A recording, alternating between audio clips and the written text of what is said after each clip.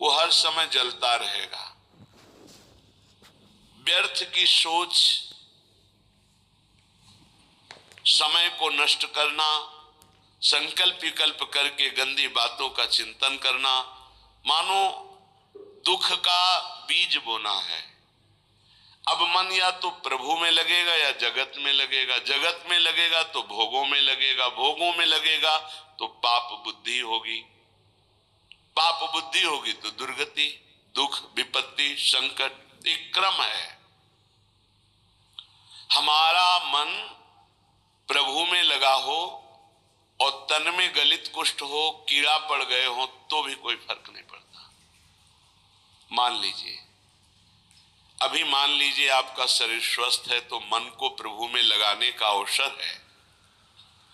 आप बहुत कृपा पात्र हैं प्रियालाल के, उनकी कृपा को ठुकराइए नहीं। यदि आपका शरीर स्वस्थ है तो आप सोचिए, आप आसन में बैठकर बहुत अनुष्ठान पूर्वक मंत्र जप सकते हैं। आप एक आसन में बैठकर पूरी चतुरासी जी का गान कर सकते हैं। आप एक आसन में बैठकर श्रीमद राधा सुधा निधि का गान करके प्रियालाल को रिझा सकते हैं। आपका शरीर स्वस्थ है तो आपकी साधना उत्तम बन सकती है। अब शरीर अस्वस्थ है, भगवदाकार बुद्धि है, कोई परेशानी नहीं। नहीं तो शरीर जब अस्वस्थ होता है ना, तो ये मन, ये इंद्रिया, ये बुद्धि इसी शरीर में आसक्त हो जाती है। बस हाय हाय, क्लेश, चिंता, शोक यही बना रहता है। इसलिए यावत स्वस्थ विदम कलेवरम। बुद्धिमान वही है कि आग लगने के पहले आग बुझाने की भी व्यवस्था रख ले। आग लगने पर कुआं खोदना मूर्खता है। ऐसे ही शरीर रोग ग्रसित हो जाए, फिर सोचो मेरा मन भगवदाकार हो जाए, तो ये मूर्खता, फिर नहीं लगेगा। यावत स्वस्थ विदम कलेवरम यावत च दूरे जरा। जब तक तुम्हारे अंग काम कर रहे हैं तो सत क्रियाएं कर लो, सत मार्ग का चिंतन कर लो, नहीं बाद में पछताना पड़ेगा। सच्ची मानिए, जब शरीर रोग ग्रसित होता है, भारी पीड़ाएं होती हैं, तो मन को प्रभु में लगाना असंभव असंभव। अगर मन की गति पहले से प्रभु में गई है तो और जोर से भागेगी प्रभु की तरफ। अगर कहीं प्रभु में हो गई है तो कोई फर्क ही नहीं पड़ता है। निशिवासर करी तिनकी सेवा, रात दिन रसकों की सेवा करके तन मन की तपन मिटाई है। सेवा शब्द को अच्छी तरह से व्याख्या की गई है, उनकी रुचि में रुचि मिला देना, उनकी आज्ञा पर चलना। देखो, यदि कोई रसिक महापुरुष आपको स्वीकार कर लिए हैं तो ये श्री जी की अहेतुकी कृपा आपके ऊपर हुई है। उनका किसी से राग नहीं है, राग पूर्वक वो किसी से प्रेम नहीं करते, किसी से उनकी ममता नहीं है। उस सम स्थिति को प्राप्त महापुरुष यदि आपसे राग पूर्वक, ममता पूर्वक बात कह रहे हैं तो आपके अहोभाग्य हैं। तू मेरा है, तू ऐसे चल, प्रियालाल को ऐसे प्राप्त कर, ये अहोभाग्य समझिए। वो अपने चिंतन को छोड़कर आपका चिंतन करके आपके दोषों की निवृत्ति के लिए आपको उपदेश कर रहे हैं। यह हेतु की कृपा लाडली जी की, आपकी तरफ वो देख रहे हैं, आपसे बात कर रहे हैं, आपको अपना मान रहे हैं, और कहीं आपको उनका उच्छिष्ट प्रसाद मिल रहा है, आपको डांट पड़ रही है, आपके अंदर उनका भय है, तो निश्चित आपका परम कल्याण कोई रोक नहीं सकता।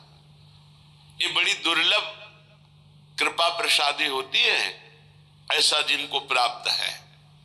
कौन सतमार्ग में प्रेरित करता है, कौन किसी को डांटता है सतमार्ग के लिए। तन मन जीवन वारिये भोरी, भोरी सखी है। अगर ऐसे रसिक मिल जाएं तो तन मन दोनों न्योछावर कर दो, उनकी आज्ञा पर चलो। जैसे बेटा स्वस्थ हो, खेल रहा हो, ये देखकर मां को जो सुख मिलता है वो किसी और को सुख नहीं मिलता है, और तो देखकर बस चल देगा, लेकिन सुखानुभूति मां को होती है। ऐसे ही जब कोई परमात्मा प्राप्ति के लिए साधन परायण होता है, प्राप्ति के लिए साधन परायण होता है, हृदय में वो गुरु आज्ञा का पालन अक्षरशः करता है, तो जो गुरुजनों को सुख मिलता है, रसिकों को सुख मिलता है, वो कोई नहीं जान सकता। एक दृष्टि में जीवन का परिवर्तन करने की सामर्थ्य होती है। वो दृष्टि कब प्राप्त होती है? जब वो संपूर्णतया ये जान लेते हैं कि आप उनकी आज्ञा में हैं, आप उनके हैं, आप एक अक्षर भी उनकी आज्ञा का उल्लंघन नहीं करते, तो हृदय में एक आह्लाद होता है। उसी आह्लाद स्थिति में जब श्री जी के सुमिरन में गाढ़ चिंतन में होंगे, उस समय जब आपका चिंतन कर लेंगे तो आप निहाल हो जाओगे, आपके जीवन का परिवर्तन हो जाएगा। रसिक महापुरुषों की कृपा जानते हो कैसे होती है? जो एकांत में प्यारे जू की सेवा में होते हैं भाव देह से, और उस समय जिसका चिंतन कर ले बेड़ा पार हो गया। उस समय जिसका चिंतन कर ले, उस समय उसी का चिंतन प्रियाजू देती है। प्रियाजू देती है जो तन मन प्राण समर्पित करके उनकी आज्ञा में। एक होता है मुंह देखी समर्पण, मुंह देखी समर्पण, सामने हाजी हाजी करना और पीछे मनमानी करना। और एक होता है जीवन समर्पण, वो देखे ना देखे, बोले ना बोले, माने ना माने अपना, लेकिन हमें उनकी आज्ञा का पालन करना है। ऐसे का स्मरण होता है प्रियालाल की। जब मानसिक सेवा में रसिक महापुरुष होते हैं तब ऐसों का स्मरण, और उस समय जो शीतलता होती है, वही शीतलता आशीष बनकर उस जीव का परम मंगल कर देती है जो उनकी आज्ञा पे चलते हैं। बोरी सखी कह रहे, तन मन जीवन वारिये भोरी, आखिन माही बसइये, निशिवासर करी तिनकी सेवा, तन मन की तपन मिटाइये। बोरी सखी कहती है, यदि भगवत कृपा से ऐसे रसिकों का संग मिल जाए, तन मन जीवन सब कुछ न्योछावर कर दे उनके ऊपर, अर्थात उनकी आज्ञा पर चले, आखिन माही बसइये। मेरे नेत्र अगर ध्यानस्थ हैं तो गुरुदेव की रसिक गुरुदेव के ध्यान में मगन है। देखो, वो अपने शरीर का राग मिटाने के लिए ऐसा उपदेश करते हैं कि शरीर से राग मत रखो, लेकिन आप ध्यान रखना, इसी शरीर से प्रियालाल का उपदेश हुआ है, इसी शरीर से गुरु मंत्र मिला है, इसी शरीर से आपको सतमार्ग के सिद्धांत मिल रहे हैं। तो ये शरीर आपकी भगवत प्राप्ति कराने की वृत्ति में समर्थ है। ध्यान मूलम गुरु मूर्ति, ना कि गुरु तत्व। एक बात हम ही कहते हैं और एक बात यही है, ध्यान मूलम गुरु तत्वम नहीं, गुरु मूर्ति। बड़ा चमत्कार है। अगर स्नान करते समय गुरु चरणों का ध्यान करके ऐसे जल डाला जाए तो संपूर्ण तीर्थों के अवगाहन का उसे बिना प्रयास के फल मिल जाता है। घर से चरण निकालते ही गुरुदेव के चरणों का ध्यान करके निकलो, कोई विघ्न छू जाए तो हमें बता देना। गुरुदेव के चरणों का ध्यान किया, गुरुदेव के चरणों का प्रणाम किया और चल पड़े अपने ऑफिस, अपने कार्य के लिए या जिस हेतु से। कोई विघ्न आपको नहीं, सारे विघ्नों का नाश इनके चरणों के स्मरण मात्र से हो जाता है। आप गुरु मंत्र जप रहे, गुरु को सानिध्य में ले आइए भाव से। हमारे गुरुदेव उच्च आसन पर बैठे हैं, मैं उनके चरणों में बैठा हुआ, अगर ऐसा भाव न बने तो छवि रख लीजिए, एक रुमाल बिछा ली, गुरु की छवि विराजमान कर ली। गुरु के सानिध्य में जो जप होता है अनंत कोटि गुना बढ़कर होता है। जैसे वर्णन है कि घर में जो जप होता है उसे कई गुना 10 गुना बढ़कर के गौशाला में, फिर उससे बढ़कर प्रयागराज तीर्थ में, ऐसे ऐसे वर्णन है। लेकिन गुरु के सानिध्य में अनंत गुना जप का फल होता है। रसिक गुरुदेव को भोरी सखी कह रहे, आखिन माहि बसइये, ध्यान मूलम गुरु मूर्ति, पूजा मूलम गुरु पदम, मंत्र मूलम गुरु वाक्यम, मोक्ष मूलम गुरु कृपा। गुरु कृपा मोक्ष मूलम, संसार से मुक्त होने के लिए मूल क्या है? गुरु कृपा है। तो रसिक संग बिनु प्रेम न होई, बिना रसिकों के संग के श्री प्रियालाल से प्रेम नहीं होता। बड़े सौभाग्य हैं जब श्री जी कृपा करती हैं तो अपने नाम रूप लीला धाम की स्थापना करने वाले रसिकों का संग प्रदान करती है, की स्थापना करने वाले रसिकों का संग प्रदान करती है। अनादौ संसारे कति नरक भोगा न विहिता, कियंतो ब्रह्मेन्द्राद्यतुल सुख भोगाश्च न कृता, तदास्मिन्ने कस्मिन् वपुषि सुख दुखे न गणयन्, सदैव श्री वृंदावन मखिल सारम भज सखे। हे सखे, हे मित्र, ये जो मैं तुम्हें बात कह रहा हूं इसे ध्यान से सुनना। तुम अज्ञानी हो इसलिए नहीं जान पा रहे। तुमने कितनी बार नरक भोगा है तुम्हें पता नहीं, कितनी बार स्वर्ग भोगा है तुम्हें पता नहीं। तुम इंद्र भी बन चुके हो, देवता भी बन चुके हो, अतुल सुख भोगे हो संसार के, और बहुत नरक भी भोगे हो, ये सब भोग चुके हो। इन काम क्रोध लोभ ने बड़ा तिरस्कार तुम्हें किया है, बड़ा तिरस्कार। अंदर से देखो, जो काम के गुलाम हैं, अंदर से देखो कैसा ये नचनी नाच नचाता है, कैसा ये तिरस्कार करता है, पागल श्वान की भांति घुमाता है। वो स्वामी तुलसीदास जी ने लिखा है, पद सिर त्राण बजे, जूते पड़ते हैं सिर पे, फिर भी इसको समझ में नहीं आता। ये काम क्रोध लोभ मोह मद मत्सर ये दुर्गति की हुई जीव की है, फिर भी इसको समझ में नहीं आता। सिर पद त्राण बजे, हरि जो मेरो मन हठ न तजे। इन भोगों ने कितना तुम्हारा अपमान किया, तो स्वतंत्र विनाशी कितना परास्त हो गया। कामी पुरुष चरणों में झुकता है सिर्फ काम संयोग के लिए, कसम खाता है कि आपके सिवा मैं किसी से क्या क्या दैन्यता, अगर ऐसी दैन्यता गुरुदेव से कर देता तो परब्रह्म की प्राप्ति हो जाती। आप बोलो, आप कहो तो अभी प्राण त्याग दें, आप बोलो अभी प्राण त्याग दें, त्याग देते हैं। क्या क्या इस काम ने नचनी नाच नचा रखा है त्रिभुवन में। श्रीपाद कह रहे बहुत धैर्य पूर्वक, हे सखे, हे प्रिय मित्र, तुम्हें नहीं दिखाई दे रहा, मुझे दिखाई दे रहा है, क्योंकि त्रिकालज्ञ है, तीनों कालों का ज्ञान है। कह रहे तुमने कितने नरक भोगे तुम्हें पता नहीं। जैसे मां के गर्भ में रहे तो क्या पता हमें कैसा कष्ट था, कोई याद नहीं है। ऐसे कितनी बार तुम स्वर्ग गए तुम्हें पता नहीं। अर्थात स्वर्गिक सुख, नारकिक दुख, इनको तुम बहुत भोगे हो।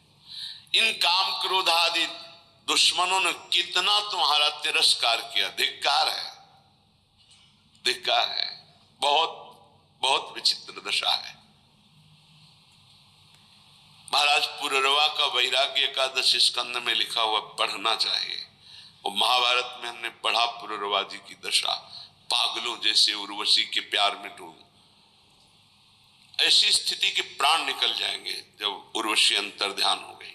पागलों जैसे चक्रवर्ती सम्राट महाराज पुररवा, बस जैसे कोई विरही, हा प्रियालाल, हा प्रियालाल, ऐसी दशा। ये दशा देखकर देवी उर्वशी पुनः प्रकट हुई। जे हुई प्रकट हुई तो जैसे मृत को कोई संजीवनी पिला दे, ऐसे।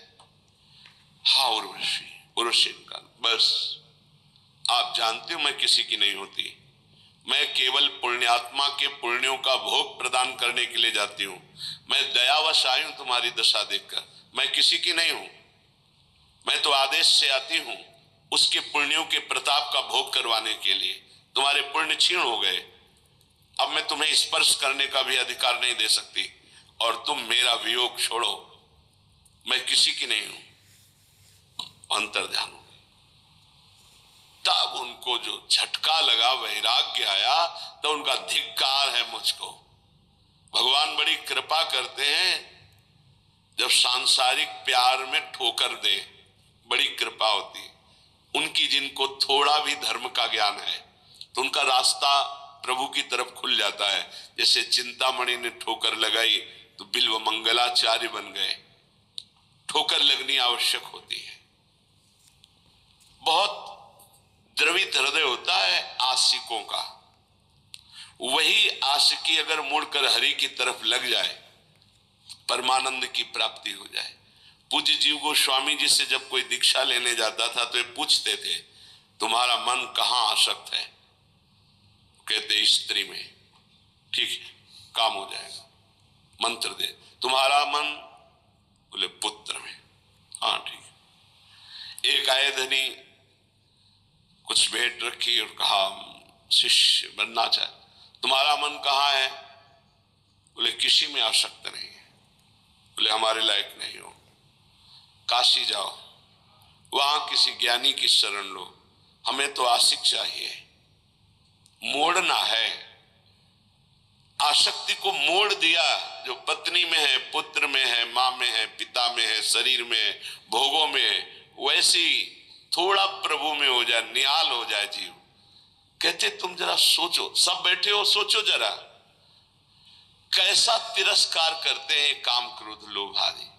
आप गिड़गिड़ाते हैं, आप चरणों में गिरते हैं, और वो रौंदता है काम।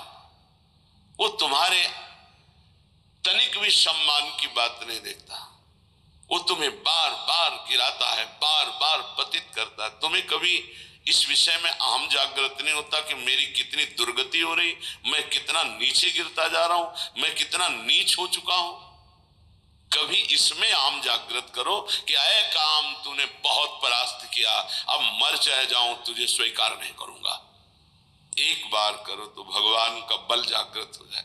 जहां अहंकार नहीं करना चाहिए वहां अहंकार करते हो। गुरुजनों से, पूज्य जनों से, शास्त्र वेत्ताओं से, भगवत प्रेमियों से यहां दैन्यता, यहां गिड़गिड़ाओ, यहां बार बार अपने अहंकार को गिराओ तो यहां मंगल हो जाएगा। लेकिन नहीं, यहां अहम दिखाओगे और वहां काम की गुलामी में गिड़गिड़ाओगे। वहां अपने अहम को जागृत करो तो तुम्हें वीर समझे कि अय काम अब तक बहुत परास्त किया, आज मैं भगवान के चरणों का आश्रय लेकर देखता हूं कि तू अब कैसे परास्त करता है। तू भी भगवान की शक्ति से युक्त है तो मैं भी भगवान का अंश हूं और उन्हीं की शक्ति से संपन्न हूं। देखता हूं तू मुझे कैसे परास्त करता है। यहां हम जागृत करो तो कुछ समझ में आवे। इन काम आदि दोषों ने कितना तिरस्कार किया है सखे, कभी तूने सोचा नहीं? अब वर्तमान में सोच लो, अभी इसी क्षण। ये मानव देह इन विकारों पर विजय प्राप्त करके भगवत आनंद में डूबने के लिए मिला है। इसलिए हे सखे, मत सुख की लालसा से इन काम आदि की गुलामी करो। ये कभी सुख नहीं देने वाले, क्लेश, अशांति, जलन के सिवा नहीं मिल सकती।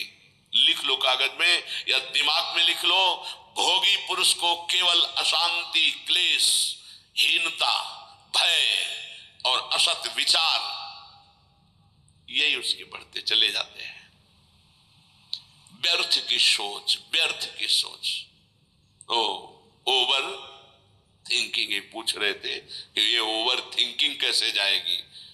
भगवान के आश्रित होकर नाम जपने से, ये कामादि दोषों की गुलामी से, ये व्यर्थ चिंतन, इसे हिंदी भाषा में व्यर्थ चिंतन, वही तुम व्यर्थ का चिंतन करते हुए भयावह अंदर वृत्ति जागृत, घबराहट होना, चिंता होना, शोक होना, ये अपने आप बढ़ते जाएंगे, क्योंकि तुमने असत भोगों का दासत्व स्वीकार। एक कभी अहंकार जागृत करो। हम कहते हैं जागृत करो, घमंड करो इस बात का कि हम प्रियाजू के हैं, हम प्रभु के हैं, अब तुम विकार मुझे कैसे परास्त कर। नहीं, गुरुजनों से आंख टेढ़ी करके देख सकते हो, लेकिन विकारों से नहीं। ये आप अंदर देख लो, बैठे हो अपने सब, जैसा वो कहेंगे वैसे ही तुम्हें घुटने टेकने होंगे। वहां अहंकार तुम्हारा नहीं दिखाई देता। बहुत हुआ, अब नहीं, कभी ऐसा नहीं सोचते हो। अगर सोचोगे भी तो एक ही धोबिया पछाड़ मारेगा काम की, मुंह भरा गिर जाओगे। अगर बचना है तो हरिनाम बल, राधा राधा राधा राधा और महापुरुषों के चरणों का आश्रय करें। परम सार श्री वृंदावन में आ जाओ, रसिकों का संग करो, नाम बल जागृत करो और इन विकारों की गुलामी से मुक्त हो जाओ। बहुत बार स्वर्ग भोगे हो, बहुत बार नरक भोगे हो। कहे कि अंतो ब्रह्मेंदाद्यतुल सुख भोगाश्चन कृता। तुमने ब्रह्म सुख, ब्रह्मा का सुख, इंद्र का सुख, देव सुख सब भोगे, और अनादौ संसारे कति नरक भोगान विहिता। ये अनादि है, कब से हुआ कोई पता नहीं, कितनी बार नरक भोगा तुमने। अभी भोगों का तिरस्कार सह रहे हो, काम क्रोध आदि की गुलामी में फंसे हो। अरे जागृत हो, तू अविनाशी का बच्चा है, तुझे कोई नहीं परास्त कर सकता। शरीर भाव में आने के कारण तेरी दुर्गति हो गई। उठ, अपने स्वरूप को जान, इसीलिए मानव देह मिली है। श्री वृंदावन वासी पाद रजसा सर्वांगमा गुंठयन। श्री वृंदावन में कमुज्ज्वल तमम पश्यन् समस्तोपरि। श्री वृंदावन माधुरी भिर्निशम श्री राधिका कृष्णयो रव्यावेश मनुस्मरन् दिवस श्रीधाम वृंदावनम। कैसे शरीर पावन हो, मन पावन हो, मेरा पवित्र हम कैसे हो जो मैं निर्विकार हो जाऊं। कह रहे जो वृंदावन के प्रेमी रसिक जन हैं, ब्रजवासी जन हैं, इनकी चरण धूलि में लौट जाओ, इनकी चरण रज रोज शरीर पे लगाओ। श्री वृंदावन वासी पाद रजसा सर्वांगमा गुंठयन।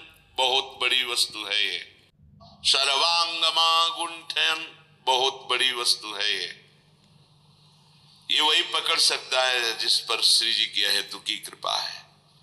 भरत जी जो जड़ भरत जी के रूप में है, उन्होंने ये कहा बिना महत्पाद रजोभिषेकम, बिना महापुरुषों की चरण रज से अभिषिक्त हुए ये ब्रह्म बोध नहीं प्राप्त होता। प्रहलाद जी ने भी कहा जब तक अकिंचन भगवत प्रेमी महात्माओं की चरण रज में अभिषेक नहीं होगा, तब तक मेरी जैसी मति है ऐसी हरि में नहीं होगी। नैषाम मति तावदुरुक्रमान्यम। यहां श्रीपाद कह रहे हैं काम क्रोध आदि पर विजय प्राप्त करने के लिए, समस्त भोगों पर विजय प्राप्त करने के लिए, समस्त दोषों का तिरस्कार पूर्वक त्याग करने के लिए क्या करो? बोले श्री वृंदावन वास पाद रजसा सर्वांग मा गुंठयन। कोई अंग न बकाया रहे, पूरे शरीर में वृंदावन की रज लगाओ।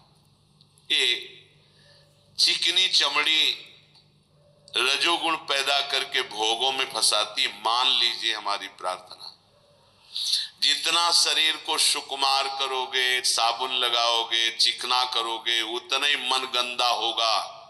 लिख लो दिमाग में, शरीर राग त्यागी ही भगवत अनुरागी होता है। इस बार बढ़िया शरीर मिल गया, अगर बढ़िया कार्य नहीं करोगे तो घटिया शरीर मिलेगा। न जाने कितने पशु पक्षियों को क्या क्या पीड़ाएं सहनी पड़ती, क्या क्या कष्ट सहना पड़ता है, कैसे। इसलिए इस मानव देह की चिकनाहट चमड़ी को देखकर गर्व मत करो कि मैं रूपवान हूं या तू रूपवान है। यहाँ कोई रूप नहीं, ये सब मरे हुए रूप हैं। मृत्यु लोक है इसका नाम। अगर रूप ही देखना है तो ऐसे ऐसे रूप हैं कि बड़े बड़े जितेंद्री मूर्छित हो जाए देवलोक में, ऐसे रूप हैं। और देवलोक भूलोक रसातल सुनि कवि कुल मति डरिए, सहज माधुरी अंग अंग की कई कासो पट तरिए। देखो माई सुंदरता की सीमा। आओ इधर देखो रूप, लालजू का लावण्य देखो, प्रियाजू का रूप देखो। श्री वृंदावन में कम उज्ज्वल तमम पश्यन समस्तोपरि। पश्यन देख बा माधुर्य रस की वर्षा करने वाले श्री राधिका कृष्ण यो श्री श्यामा श्याम यहाँ बेरण कर रहे, इसलिए मेरी बात मान जा। वृंदावन की रज को एकत्रित कर लो और स्नान के बाद रोज लगाओ। हमारी ये बात मान लो, ये जब तक रजकण शरीर में नहीं लगेगा तब तक विषयों पर विजय प्राप्त करना बहुत कठिन है। ये सद्य वशीकरण चूर्ण अनंत शक्तिम तम राधिका चरण रेणु मनुस्मरामि। ये श्री जी की चरण रज, ये श्री जी की रसिकों की चरण रज में अनंत शक्ति है। उसी अनंत शक्ति से हम इन काम आदि दोषों पर विजय प्राप्त कर सकते हैं। इसलिए परिचर चरण सरोजम तद गौर श्याम रसिक दंपत्यो वृंदावन नव कुंजावली सुमहानंग व्यूहलयो। यदि तू गौर श्याम चरणारविंद की परिचर्या, उनकी समीपता, उनका दर्शन जो इस संसार रूपी महान ज्वाला से आपको बचा लेगा, गौर श्याम चरणारविंद, यदि ऐसा चाहता है तो नवीन नवीन कुंजों में विहरण करने वाले श्री प्रिया प्रीतम के भाव में जो डूबे हुए रसिक जन हैं उनका संग करो, उनकी चरण रज माथे पे लगाओ, उनकी आज्ञा पे रहो। तो परिचर चरण सरोजम, तो उसका परिणाम क्या होगा? तद गौर श्याम रसिक दंपत्यो, दंपति श्री प्रिया प्रीतम जी ये आपके नेत्रों में ऐसी सामर्थ्य दे देंगे कि फिर ये दृश्य बदलने लगेगा। चिदानंद यही वृंदावन है, यही की अद्भुत नौ कुंज, नवीन नवीन लताएं, नवीन नवीन क्रीड़ा परायण श्यामा श्याम, ये आपके नेत्रों में झलकने लगेंगे। अब श्री जी के पास चल, तो एक तैयारी कर लो, मरना है। अब ये समस्या है, श्री जी ऐसा कुछ करें कि एक जो है हवाई जहाज भेजे और उसी में सब बैठ जाए आराम से, जा रहे निकुंज, ऐसा तो चलेगा, लेकिन मर के चल रहा है। और इस देश में मर के ही चलना होता है। मरो रे जोगी मरो, मरनो है मीठो, ऐसे मर के देखो जैसे गोरख मर दीठो। जीवित मर जाए उलट आप में समाये, नारायण अति कठिन हरि मिलन की बाटिया में पग पीछे धरे प्रथम शीश देकार। एक बार निश्चय कर लो, तैयारी करो श्री जी के पास जाने की। कोई तैयारी नहीं कर रहा है, सब तैयारी रहने की कर रहे हैं। कोई लाखों में एक चलने वालों में तैयारी कर रहा है कि मुझे श्री जी के पास जाना है। जाने वाला जो कुछ रखना होता रख देता, जो कुछ समर्पित करना होता समर्पित कर देता, बिल्कुल तैयारी फिट, हर समय तैयार रहो। ट्रेन आने का तो समय होता है, अमुक प्लेटफार्म में यात्रीगण ध्यान दें, ये प्लेटफार्म में ये ट्रेन आ रही है। अपने तो न प्लेटफार्म का पता है, न ट्रेन नंबर का पता है, न समय का पता है। कभी भी बोले गए, अच्छा गए, बस इतना सुनने को मिलता है। रामकृष्ण मिशन में भर्ती किया, बोले वो दिल में ऐसा हुआ और हार्ट फेल हो गया। अभी कल ही परसों तो संस्कार करके आ रहे। यहाँ कब कौन बिछड़ जाए, जाने की तैयारी कर लो। हमारे सत्संग का उद्देश्य है प्रियालाल की प्राप्ति, और उस प्राप्ति के लिए आपको अटैची हर समय तैयार रखना है। अटैची में नाम वाणी होना चाहिए। नाम रूपी धन, वाणी रूपी धन आपके भाव रूपी अटैची में तैयार है तो आप पक्का समझो रिजर्वेशन है आपका। हमारी श्री जी के यहाँ से पालकी आती, विमान नहीं आता, ध्यान रखना। मधुर मधुर नौ किशोरी सखियां श्री जी की, पालकी में बैठाल के ले जाती हैं उस नवीन सखी को। ये पूज्य पंडित गया प्रसाद जी ने देखा, जब भाई जी पालकी में बैठे हुए ब्रज में आ रहे थे, शरीर पूरा हुआ तो देखा कि आकाश मार्ग से नवीन नौ सहचरियां, बीच में एक नवीन सहचरी जो पालकी, जब गौर से देखा बाबा ने तो देखा ये तो भाई जी है और वृंदावन, यही तो है सब महापुरुष। ये हम सबको श्री